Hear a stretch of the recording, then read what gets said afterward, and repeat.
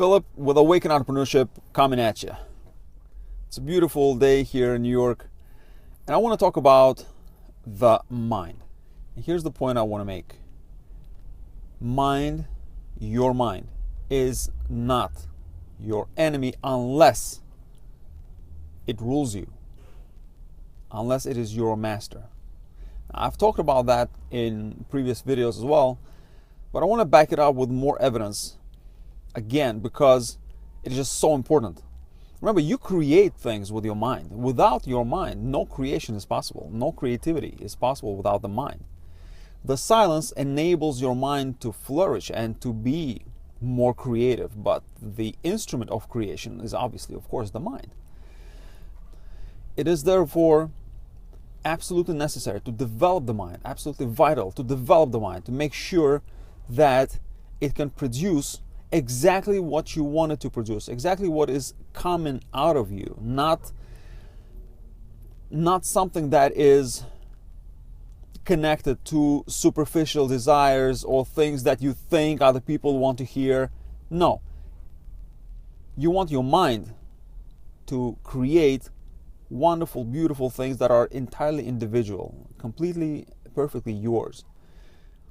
So how important is the intellect? Well, think to the great masters and great teachers. We're talking people like Socrates, the Buddha, Osho. I mean, Osho is an amazingly smart man.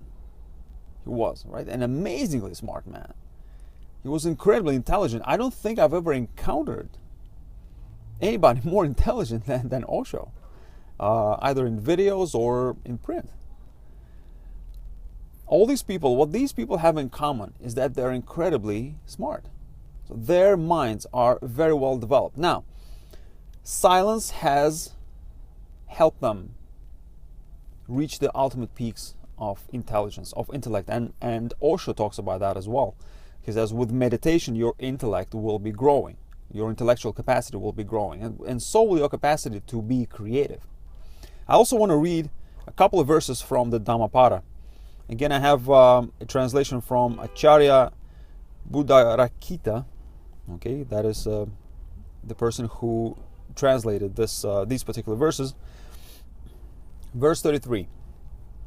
Just as a fletcher straightens an arrow shaft, even so the discerning man straightens his mind, so fickle and unsteady, so difficult to guard. Right? Straightens his mind. Verse 35. Wonderful indeed it is to subdue the mind, so difficult to subdue, ever swift and seizing whatever it desires. A tamed mind brings happiness. Tamed mind, not an absent mind, a tamed mind. There are many more verses in the Dhammapada that are devoted to mind.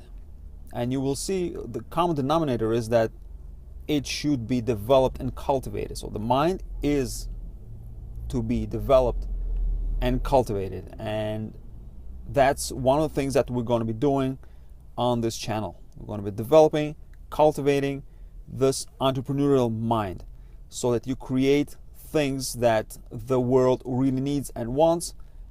And that is definitely one of the things that we're going to be doing here on this channel. Developing, cultivating the intellect, in addition to cultivating silence and presence.